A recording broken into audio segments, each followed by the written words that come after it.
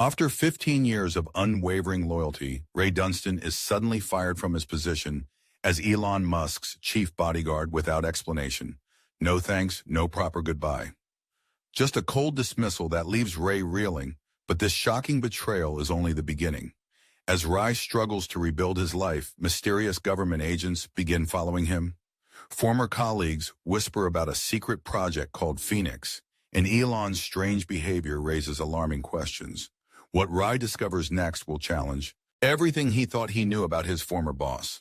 Because Elon Musk didn't fire Ray to get rid of him, he fired him to save him from an impossible choice that could determine the fate of humanity itself. Ray Dunstan opened his eyes before his alarm even buzzed at 5:30 a.m. For 15 years, his body had woken at this exact time, rain or shine, weekday or weekend. His internal clock was set to Elon Musk's life, not his own. He rolled out of bed and padded to the bathroom. The face in the mirror looked tired at 43. Ray's dark hair now had streaks of silver at the temples. Tiny line shad formed around his eyes, protecting one of the world's most famous men. Wasn't easy. Something felt off today. Ray couldn't explain it, but a heavy feeling sat in his gut. 15 years of security work had taught him to trust his instincts. Just nerves, he muttered, splashing cold water on his face. Ray's morning routine never changed. 20 minutes of exercise, a quick shower, breakfast. Always pro, never sugar. Check his security equipment gun secured at his hip. Extra magazine in his ankle holster. Communication devices tested by 6:15. He was in his car. Drive to Elon's mansion took exactly 23 minutes at this hour. Ray used the time to prepare mentally for the day. Tuesdays meant SpaceX in the morning, Tesla headquarters after lunch, then back to the mansion for evening meetings. Ray knew Elon's schedule better than Elon did. Sometimes the security gate at the mansion recognized Ray's car. He parked in his usual spot and nodded to the night shift guards as they ended their watch. "Anything to report, Ray?" asked Quiet Night, said Marcos, the youngest member of the security team. Boss was up late, though lights in his office until about 3 a.m. Ray frowned. Elon running on little sleep meant an unpredictable day ahead inside the mansion. Ray found Elon already awake, hunched over his laptop at the kitchen island, a half-empty protein shake sat beside him. Elon didn't look up when Ray entered. "Morning," Ray said. "Ye?" Elon grunted in response, fingers still flying over the keyboard. This wasn't unusual. Elon often got lost in his work, but something in his boss's posture seemed different. Tense closed off, Ray went about his morning security check-of the house while Elon's personal assistant Jenna arrived to brief him on the day's schedule. The NASA call got moved up to 8 a.m. She was saying the board wants those projections by noon and you've got that interview at 2 p.m. Elon nodded, still barely looking up. Noticed he hadn't touched his shake in the last 10 minutes. By 7:30, they were in the car heading to SpaceX. Ray drove, while Elon sat in the back still working on his laptop. The silence between them stretched uncomfortably. "Everything okay?" Ray asked, catching Elon's eye in the rear view. "Mirror fine," Elon said. His voice was flat. He immediately looked back at his screen at SpaceX. Ray followed Elon through the building. 15 years of practice made Ray nearly invisible. Always close enough to protect, never close enough to intrude. As chief of security, he had access to every room, every meeting. The morning passed in a blur of engineers, rocket designs, and budget discussions. Elon seemed distracted, checking his phone more than usual. Twice, he asked Ray to step out of meetings, something that rarely happened after the NASA Colin disappeared into his private office with Vince Kaplan, the head of special projects. Ray waited outside. Uneasy. Vince had always been cold toward Ray, like they were competing for something. When they emerged 30 minutes later, Vince gave Ray a strange look, almost like pity. Lunch was eaten in the car on the way to Tesla. Elon took exactly 3 bites of his sandwich before setting it aside. Ray wanted to say something about the importance of eating, as he had hundreds of times before, but the words stuck in his throat. A Tesla. Elon seemed more like himself, firing questions at engineers and demanding better solutions. Ray stood at the back of the room, scanning for threats both external and internal. In 15 years, he'd stopped 3 assassination attempts, countless stalkers, and even a few corporate spies. More important, he'd been there through company launches, rocket explosions, and family troubles. Ray had talked Elon through panic attacks before big presentations. He'd kept reporters away during divorces and breakups. Ray knew Elon, his habits, his fears, his secrets. Which is why the text message that arrived at 3:15 p.m. Hit Ray like a physical blow, my office 3:30. No explanation, no context, just a command in 15 years. Elon had never summoned Rai like this. Rai made his way to the small office. Elon kept at Tesla. He knocked once and entered. Elon sat behind the desk. Vince standing beside him like a shadow closed the door. Elon said, not looking up from a document he was reading. Rai did as he was told, then stood waiting. The silence stretched for 1 minute, 2. Finally, Elon looked up. His face was a blank mask. Ray, I'm letting you go. The words hung in the air, so simple, yet so impossible. I don't understand. Ray said, his voice steady. Despite the shock, your position is being terminated. Effective IMED immediately. Oh. Elon continued as if reading from a script. Vince will be taking over as chief of security. Rai looked between the IB2 men, searching for some explanation. Some sign this was a mistake. 15 years was all Rai could say. Elon's eyes flickered with something fear, then went cold again. There's a generous severance package, Vince said, sliding a folder across the desk. 6 months salary, healthcare coverage for a year. Ray didn't touch the folder. Why? Elon stood up abruptly. We need to go in a different direction with security. Nothing personal, but it was personal. 15 years of 5:30 a.m. Wake-ups, 15 years of putting Elon's life before his own years of loyalty. I deserve more than that, Rai said quietly. For a moment, Elon seemed about to say something real, something true. Then Vince shifted beside him, and the moment passed. That's all Ray, Elon said already. Looking back at his computer, security will escort you out. As if on cue, 2 guards appeared at the door. Men who had worked under Ray for years. Their faces showed embarrassment as they waited to walk their former boss out. Ray stared at Elon for a long moment, memorizing the face he'd protected for 15 years. Then he turned and walked out without taking the severance folder. No explanation. No thanks for 15 years of service. Just a clean cut, like he'd meant nothing at all outside in the parking lot. Ray sat in his car, hands gripped the steering wheel for the first time in 15 years. He had nowhere to be, no one to protect. The weight in his gut that morning had been right. This day hadn't ended like the others. It hadn't ended at all. It had just blown his life apart. Ray's apartment felt empty, even though it was filled with his things. He sat on the edge of his bed, surrounded by half-packed boxes. It had been 3 days since Elon fired him, 3 days of silence, no calls, no explanations, just emptiness. He picked up the framed photo on his nightstand, a team picture from the first successful SpaceX launch. Ray stood just behind Elon's eyes, scanning the crowd, even in that moment of triumph, always on guard, always watching 15 years of his life packed away in cardboard boxes. Ray closed his eyes and memories washed over him, like waves. 10 Tesla Motors headquarters. You want me to do what? Rai asked, staring at the skinny man with wild eyes. Sleep in your car, Elon repeated, not looking up from his computer. Just for a few weeks. We're cutting costs everywhere. Security included. Ray had only been Elon's bodyguard for 8 months. The job had seemed exciting, protecting a rising tech entrepreneur with big dreams about electric cars and space rockets. Now those dreams were threatening to collapse. Tesla's nearly bankrupt. Elon added, finally meeting Rai's eyes. I'm putting everything I have into this company. Everything. Ray nodded slowly. I'll sleep in my car. He ended up sleeping in the Tesla parking lot for 6 weeks. Each morning he'd wash up in the company bathroom before Elon arrived. Each night he'd wait until Elon left, often past midnight, before reclining his seat to sleep. Elon never said thank you. But the day Tesla secured new funding, a key to a small apartment near the factory appeared on Ray's makeshift desk with a note: rent paid for a year. M23, Elon's home office. I can't do this. I can't do this. Elon paced back and forth, breathing hard, tugging at his hair. In 20 minutes, he was supposed to unveil Tesla's new battery technology to investors. Millions of dollars hung in the balance. You've practiced the presentation 12 times. Ray said calmly. Yo. Know the material cold, the numbers don't work. Elon muttered. The technology isn't ready. They'll see through it. They'll all see I'm AF fraud. Rai had witnessed these panic attacks before he stepped in front of Elon. Blocking his pacing look at me, Ray said firmly, Tesla needs this. Your employees need this. They families need this. Elon's breathing slowed slightly. I'll be right off stage, Ray continued. If you start to panic, find me. I'll give you the signal to breathe. 20 minutes later, Elon delivered a flawless presentation each time he felt his anxiety rising. He found Ray in the wings. who would subtly tap his chest a reminder to breathe. The investors were impressed. The funding came through later that night. Rai found Elon sitting alone in the dark.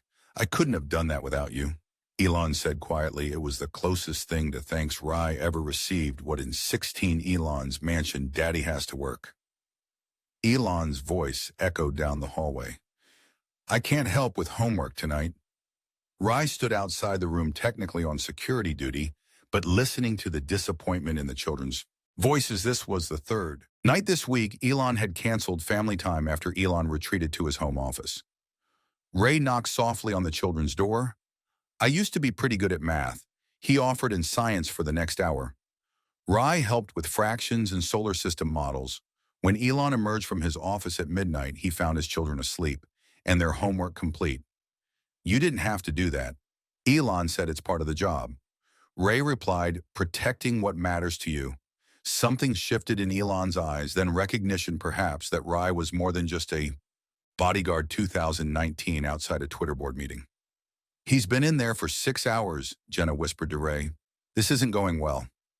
Ray stood outside the conference room where Elon was trying to convince Twitter's board to sell the company. The raised voices inside told him all he needed to know. When Elon finally emerged, his face was flushed with anger. Reporters swarmed immediately.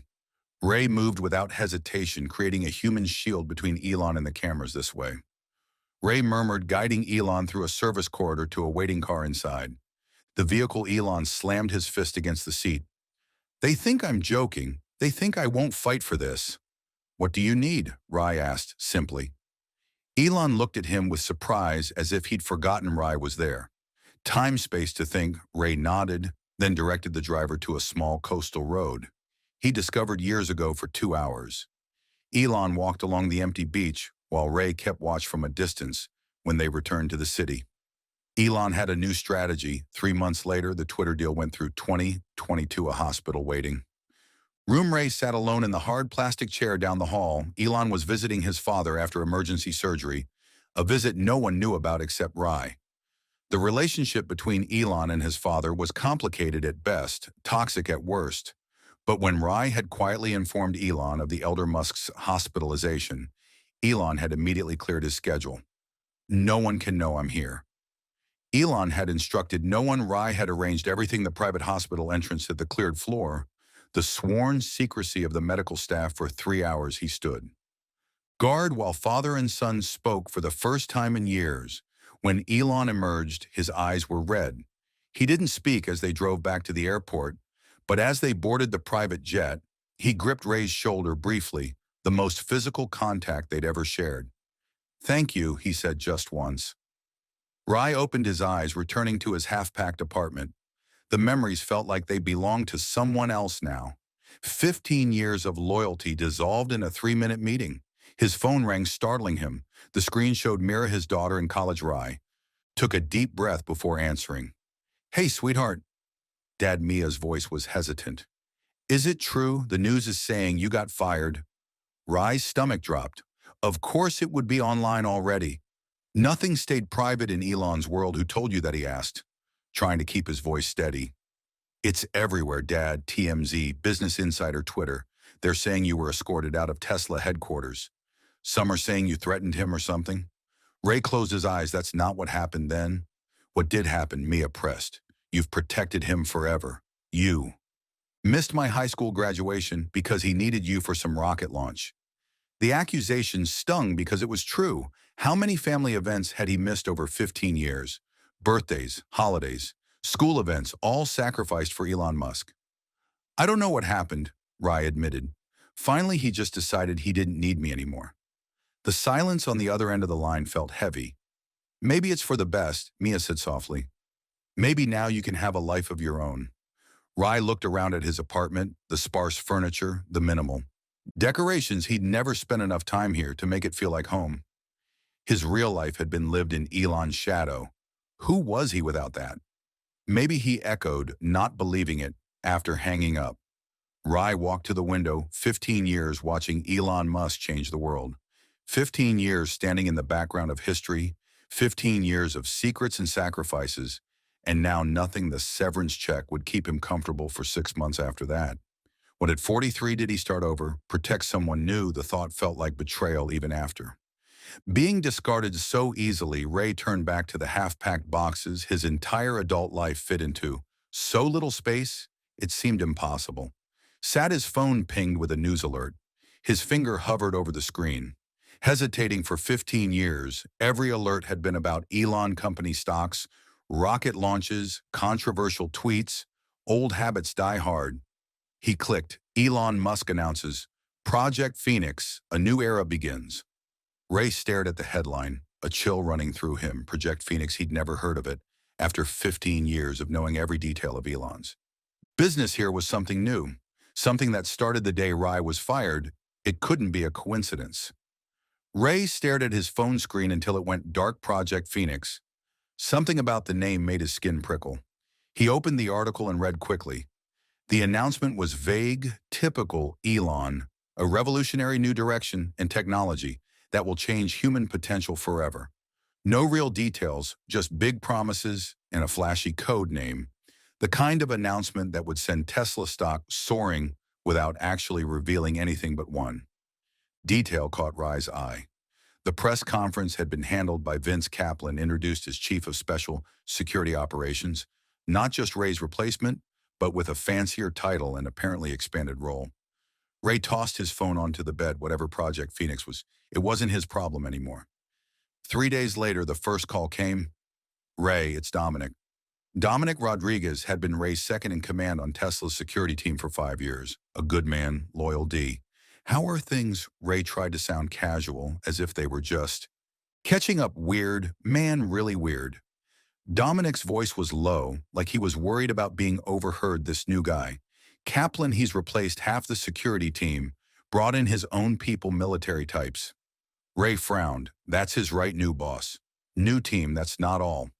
Dominic continued, they've locked down the east wing of the factory floor.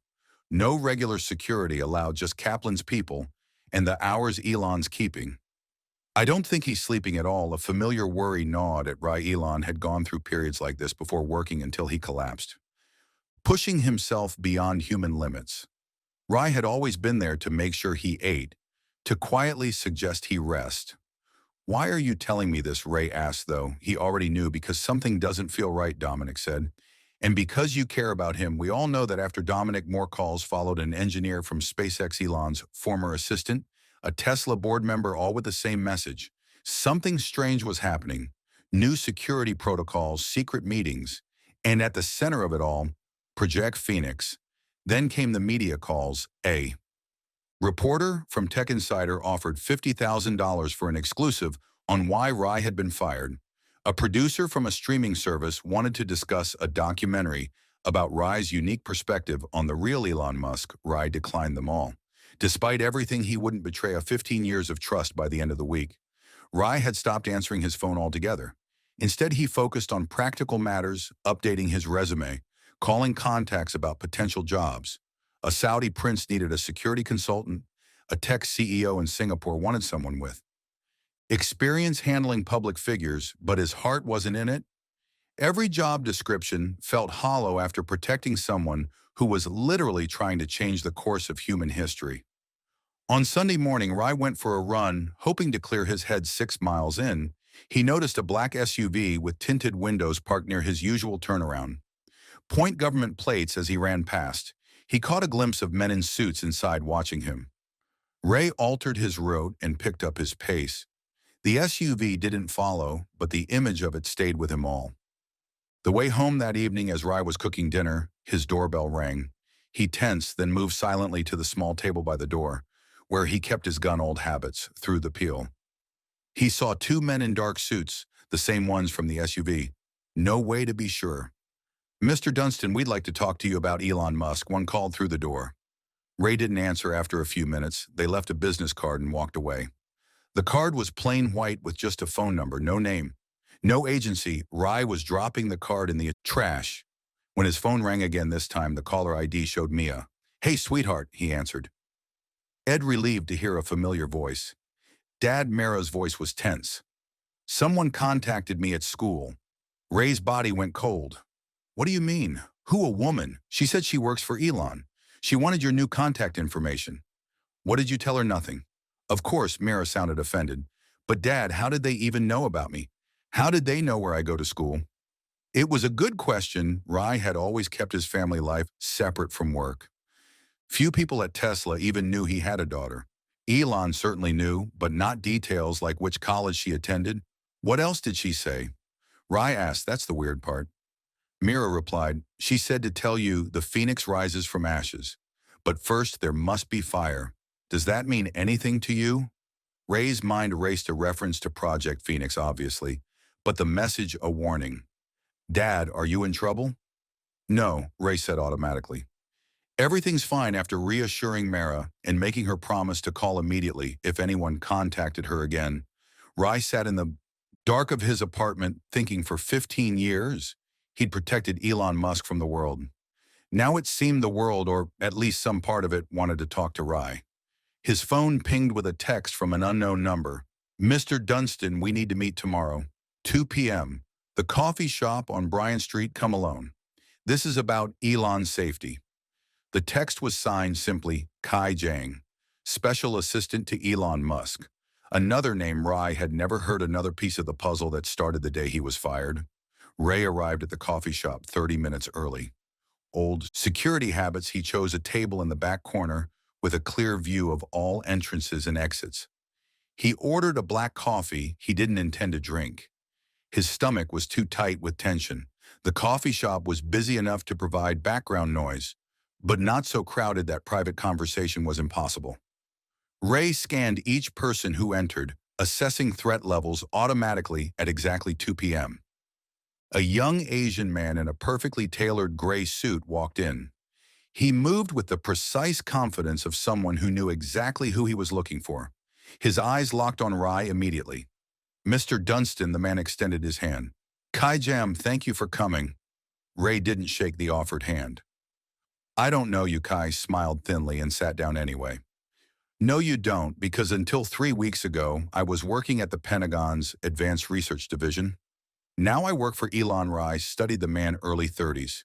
Trim build, perfect posture, military training, but not combat, more like an intelligence. I worked for Elon for 15 years. Rai said he never mentioned you. He wouldn't have. Kai's voice was smooth, educated. My recruitment was part of Project Phoenix, as was your departure. Rai felt a cold anger building inside him. So you're telling me I was fired to make room for you?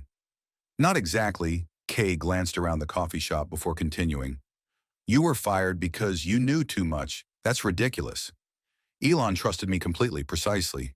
Kai leaned forward. You know him, really know him, his patterns, his thoughts, his fears. You've been by his side through everything, which makes you dangerous. Rai almost laughed. Dangerous. I protected him for 15 years, and now someone needs to protect the world from him. Kai's face was deadly serious. Rai stared at the man, trying to make sense of his words. What are you talking about, Project Phoenix? Kai lowered his voice. It's not what Elon is telling the public. It's not even what he's telling most of his own staff. And what is it, a technology that could change humanity forever or destroy it? Rai had heard Elon make big claims before. Revolutionary batteries, self-driving cars, missions to Mars, but this felt different. The look in Kai's eyes was too intense. Why tell me this? Rai asked. I don't work for Elon anymore, because we need your help. Kai slid a small flash drive D across the table. Elon is obsessed with this project. He's not sleeping, barely eating, pushing himself and the technology too far too fast. Sound familiar? Did Rai had seen Elon in these manic creative phases before? But he'd always been there to manage the fallout. What's on the drive? Rai asked. Enough information to understand what we're dealing with. And an offer? What kind of offer? A job. K met Ray's eyes. Directly working for us. Not Elon. Triple your previous salary. All we need is information. What Elon's doing, how far he's gotten, where the weaknesses are. You want me to spy on him? Ray's voice was flat. We want you to help us ensure this technology doesn't get deployed before it's ready, before we understand the consequences. Who's we? Ray demanded. People who understand the risks. Elon is taking people with the authority to stop him if necessary. Ray picked up the flash drive, turning it over in his fingers. And if I say no, Kai's face remained neutral, then we find another way. But more people might get hurt. Are you threatening me? I'm being honest with you, Mr. Dunstan Project. Phoenix is bigger than one man's vision. Even a man as brilliant as Elon Musk. Ray pocketed the flash drive. I'll think about it. Don't think too long. Kai stood up. Things are moving quickly. You know how Elon works, Ray did know once? Elon locked onto an idea. He pursued it with single-minded. Determination, consequences, be damned. One more thing, Kai said. Has Elon tried to contact you since you were fired? No, Rai answered truthfully. Interesting, Kai seemed genuinely surprised. If he does let me know immediately, he placed a business card on the table. My direct line 247 after Kai left. Rai sat for a long time thinking the flash drive felt heavy in his pocket.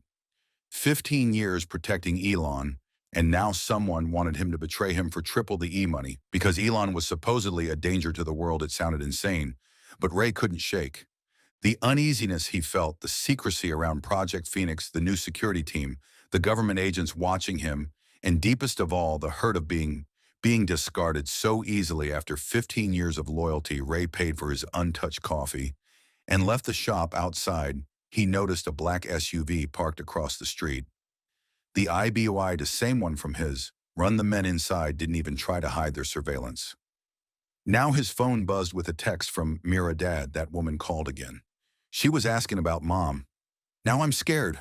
Ray's stomach twisted. His ex-wife had moved to Europe years ago. They barely spoke. Why would anyone be asking about her? He looked back at the coffee shop, wondering if Kai was still watching, wondering who else was. For 15 years, Ray had lived in Elon's shadow. Now it seemed everyone wanted a piece of what he knew. The question was, who could he trust, the boss who fired him without explanation? The stranger offering him money to spy, the unnamed government agents watching his every move, or maybe no one at all. Sleep eluded Ray that night. He tossed in bed, his mind racing through possibilities. The flash drive Kai had given him sat unopened on his nightstand. Part of him wanted to destroy it. Another part was desperate to know what was on it. When his phone rang at 4:30 a.m., Rai was already awake. Hello, he answered, not recognizing the number. Mr. Dunstan. A woman's voice, hushed and nervous. This is Teresa Alvarez. Rai sat up straight. Teresa had been Elon's housekeeper for over a decade, a kind, quiet woman who kept the mansion running smoothly. Teresa, is everything all right? No, her voice trembled. Something's wrong with Mr. Musk. I'm worried about him. Ray gripped the phone tighter. What do you mean, is he sick? Not sick, different. Teresa lowered her voice further. He doesn't eat the food. I leave his bed hasn't been slept in for days, and he talks to himself now. None of this was entirely new. During intense work periods, Elon often neglected basic needs like food and sleep. But something in Teresa's voice set off alarm bells in Ray's mind. Have you told anyone else? No. The new security people watch everything. They follow me around the house. They check my phone. She paused. I shouldn't be calling you. I'm glad you did. Ray said, is there something specific that worried you? Teresa was quiet for so long that Ray thought the call had dropped. He's recording videos, she finally said, for his children, like goodbye videos. Ray's blood ran cold. In 15 years. He'd seen Elon push boundaries, take risks, work himself to exhaustion, but he'd never known him to prepare for his own death. Can you meet me? Ray asked somewhere away. From the mansion, I have 2 hours off tomorrow morning for grocery shopping. Ray suggested a coffee shop halfway between the mansion and the grocery store. Teresa used less chance of the new security team following her there. Be careful, he added before hanging up. Don't do anything differently. Don't give them any reason to suspect you called me after the call. Ray finally picked up the flash drive. Whatever was on it might help him understand what was happening with Elon. But could he trust Kai? The drive might contain malware tracking software. Ray dug through a box of old equipment until he found a laptop he'd kept as a backup. It wasn't connected to any network and contained no personal information, perfect for checking potentially compromised files. The flash drive contained only one document, a heavily redacted summary of Project Phoenix. Most details were blacked out, but the general outline was clear. A neural interface technology allowing direct connection between the human brain and computer systems. Rai had heard Elon talk about neural interfaces before his company, Neuralink was developing brain implants to help people with neurological conditions. But Project Phoenix seemed different, more advanced, more ambitious. One paragraph caught Ray's attention. Subject demonstrates redacted when connected to the Phoenix system. Brain patterns show redacted during testing safety protocols, recommended at level 5 clearance due to risk of redacted and potential for catastrophic redacted. If containment fails level 5 clearance in government terms, that meant top. Secret need to know only what was Elon getting himself into. The next morning, Rye arrived at the coffee shop an hour early. He chose a seat by the window, watching for any sign of surveillance at exactly 9:30. Teresa walked in. She looked tired with dark circles under her eyes when she spotted Ray. Relief washed over her face. "Thank you for coming," she said, sitting down. Her hands trembled slightly. Lie as she placed her purse on the table. "Tell me everything," Rye said gently. Teresa took a deep breath. "It started right after you left. Mr. Musk began spending all his time in the basement." "The basement?" Ray frowned. "What basement?" "The new one they built it about a month ago. Very fast. Very secret." Rye had never heard of any basement renovation. "Who built it?" "I don't know. Men in unmarked trucks. They spoke Russian." "I think," Teresa glanced nervously out the window. "The new security man, Mr. Kaplan, supervised everything." "What's in this basement?" "A laboratory. I've only seen it once when I brought Mr. Musk some coffee. Strange machines, a chair with wires, screens with brain pictures." Teresa crossed herself. "It feels wrong down there." Rye processed this information. A secret lab, built before he was fired, equipment he'd never seen. And now Elon recording goodbye messages for his children? "The videos you mentioned," Ray said. "When did he record them?" 3 days ago. "I wasn't supposed to see. But I was cleaning the study when he finished the last one." Teresa's eyes filled with tears. He was crying. "Mr. Dunstan, I've never seen him cry before." Neither had Rye in 15 years. "Has he said anything about Project Phoenix?" Rye asked. Teresa nodded. "He talks about it all the time now. To himself, to the computers. He says it will save everyone. But he seems scared of it too." She hesitated. "Last night, I heard him say it might kill him, but it would be worth it." Ray's mind raced. What could be worth dying for? What was Elon planning? Teresa suddenly tensed, looking past Rye toward the street. "That black car. It's been parked there since I arrived." Ray glanced over his shoulder. "A black SUV with tinted windows. The same one that had been following him. We need to leave." Separately, Ray reached for his wallet, but Teresa grabbed his wrist. "Wait, I brought something for you." She reached into her purse and pulled out a small plastic card. "It's a key card for the private elevator. It goes directly to the basement lab." Ray stared at the card. "Why are you giving me this?" "Because you care about him," Teresa said simply, "and I'm afraid of what he's going to do." Ray took the card, slipping it into his pocket. "Teresa, this could get you fired or worse." "I know." She stood up, gathering her purse. "But someone needs to help him. He's not himself anymore." As Teresa headed for the door, Ray called after her, "Be careful." She paused, looking back with sad eyes. "You too, Mr. Dunstan. Whatever's happening, I think it's bigger than any of us know." Rye watched her leave, then waited 5 minutes before exiting himself. The black SUV was still there, but now another car had joined it, a silver Tesla with a man in the driver's seat. Ray recognized him immediately. Vince Kaplan, Elon's new head of security. Vince stared directly at Rye, not bothering to hide his surveillance. His face was expressionless, but the message was clear. They knew Rye was asking questions as Rye walked to his car. His phone buzzed with a text from an unknown number. "Stay away from Teresa Alvarez. Stay away from the mansion. This is your only warning." Ray deleted the message. His decision made tonight. He would use Teresa's keycard tonight. He would find out what Project Phoenix really was and why it might be worth dying for. Rye sat in his car 3 blocks from Elon's mansion, watching the clock tick toward 2 a.m. He'd spent the day preparing, studying satellite images of the property, reviewing security protocols he himself had helped design. The irony wasn't lost on him.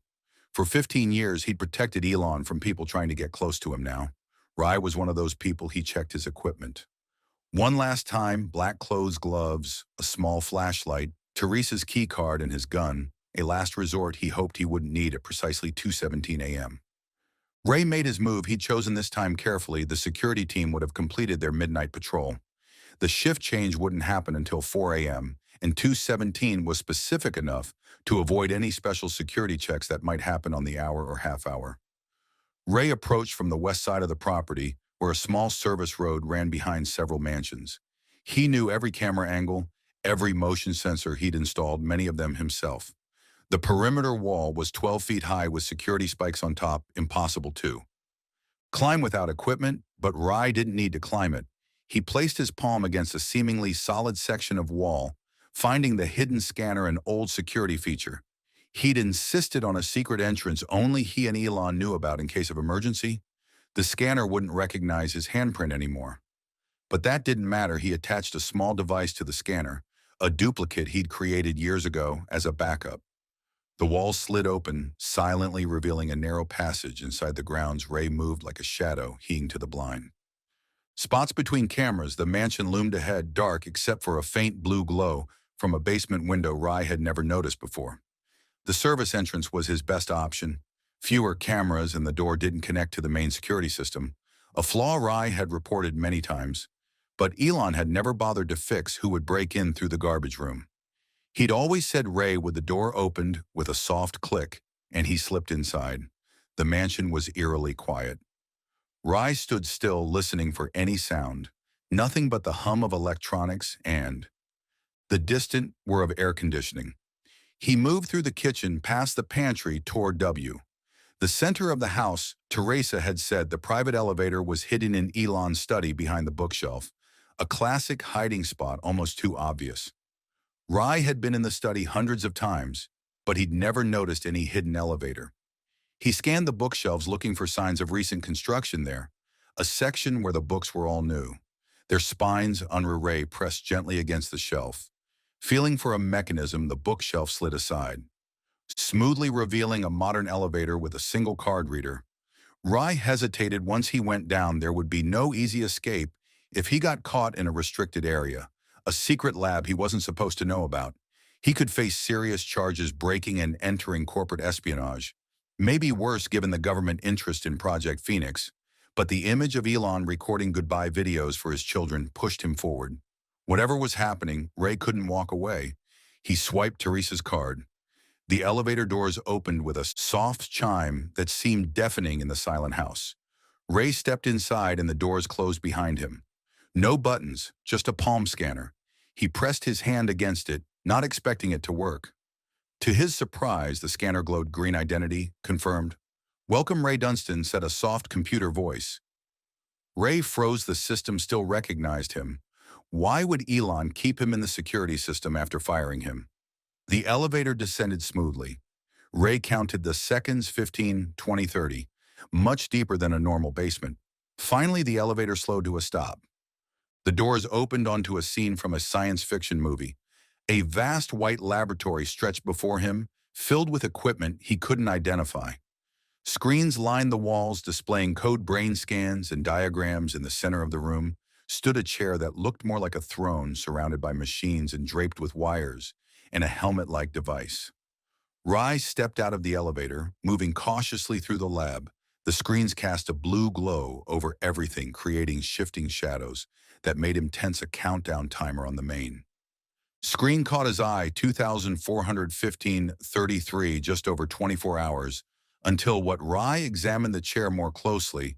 It reminded him of medical equipment, but more complex electrodes designed to attach to a person's head, monitoring systems for vital signs and restraints. Why would it need restraints? A sound from beyond the lab made Ray duck behind a large server.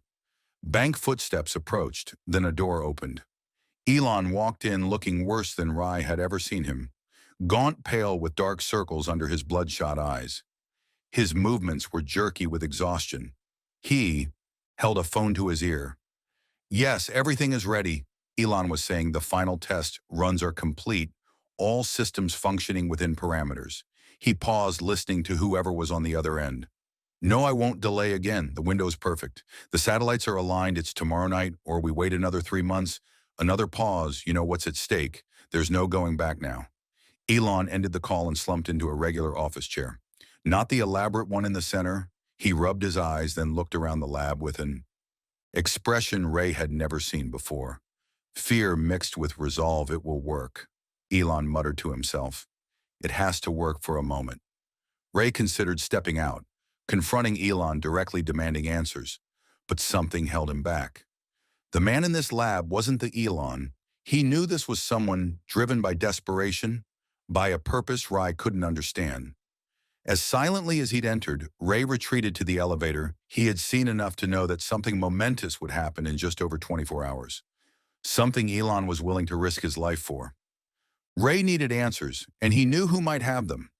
Ray drove through the empty pre-dawn streets, his mind racing faster than his car. The images from Elon's secret lab burned in his memory. The strange equipment, the countdown timer, Elon's haunted eyes. He had just over 24 hours to figure out what was happening and decide what to do about it. 24 hours before what, a launch, an experiment. Something worse. Ray pulled over to the side of the road and took out his phone. He scrolled through his contacts until he found Kai Zhang's #1 call. And he could share everything he'd seen. The government, or whoever Kai really worked for, would handle it from there. His finger hovered over the call button. If Project Phoenix was as dangerous as Kai claimed, shouldn't Ray alert someone with the power to stop it? But doubt nagged at him. Who was Kai? Really, why had he approached Ray? And if the government was so concerned, why not simply raid the lab? Ray put his phone away without making the call. He needed more information before he decided who to trust as the sun rose. Ray made a different call to a number he hadn't used in over a year. "This is Dr. Patel." The voice was wary. "Professional." "Dr. Patel, this is Ray Dunan. I was head of security for Elon Musk." "I know who you are, Mr. Dunstan." Dr. Lila Patel's voice cooled further. "What do you want?" "I need to talk to you about Project Phoenix." The silence that followed told Ray everything Leah Patel knew. "Something I don't know what you're talking about." She finally said, "And I suggest you forget that name too, if you know what's good for you." "Dr. Patel, please Elon in." "Trouble, he's built some kind of neural interface in a secret lab. He's talking about it being worth dying for." Another long pause. "Then where are you?" Now Ray gave her his location. "There's a diner called Rosie's about 20 miles north of you. Be there in 1 hour. Come alone and leave your phone in your car." The line went dead. Rosie's diner looked like it hadn't changed since the 1950s. Red vinyl booths, chrome fixtures, and the smell of coffee and bacon. Ray spotted Dr. Patel immediately sitting in a back booth, facing the door. He remembered her from Neuralink events, a brilliant neuroscientist with a reputation for both innovation and caution. She'd left the company suddenly about a year ago. Reports had cited ethical disagreements. She looked different now. Her once long black hair was cut short. She wore no makeup, just simple clothes and glasses, like someone trying not to be noticed. Ray slid into the booth across from her. "Thank you for meeting me." Leah studied him with sharp brown eyes. "You're taking a risk coming here. We both are. I need to understand what's happening, why you don't work for him anymore." Her tone was bitter. "Or are you gathering information for someone else?" "Now someone approached me," Ray admitted. "Government. I think they want me to spy on Elon. Tell them about Project Phoenix, and will you?" Ray met her gaze directly. "I haven't decided. That's why I'm here." The waitress came by. Lila ordered coffee. Ray did the same, though his nerves needed no more caffeine. When they were alone again. Lila leaned forward. "What exactly did you see in the lab?" Ray described everything: the equipment, the chair with electrodes, the countdown timer, Elon's condition, with each detail. Leah's expression grew more troubled. "He's actually building it." She whispered, "The full Phoenix protocol." "I thought it was just theoretical." "What is it?" Ray asked. "What's he trying to do?" Leah took a deep breath. Project Phoenix began as a neural interface, a way to connect the human brain directly to computer systems, more advanced than anything Neuralink was developing publicly. What's the purpose? Originally to help people with severe neurological conditions, to let them control computers with their minds. Leah sipped her coffee. But Elon had bigger plans. He always does. The waitress returned with their coffees.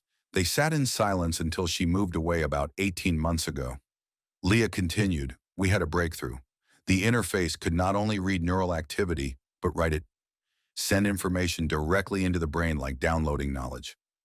Rye asked, thinking of science fiction movies, not exactly more like creating experiences.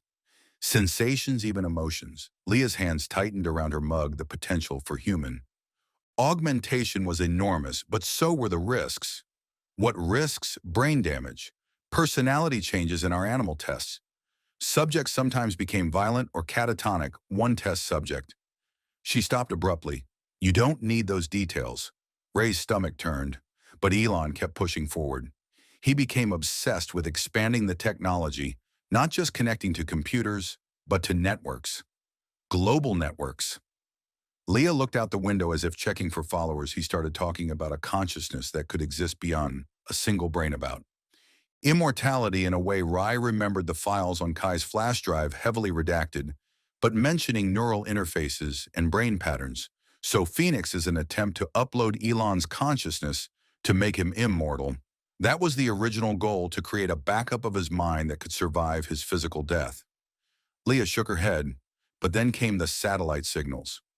What satellite signals? About 10 months ago, some of SpaceX's deep space monitoring satellites picked up something, patterns that couldn't be explained by natural phenomena.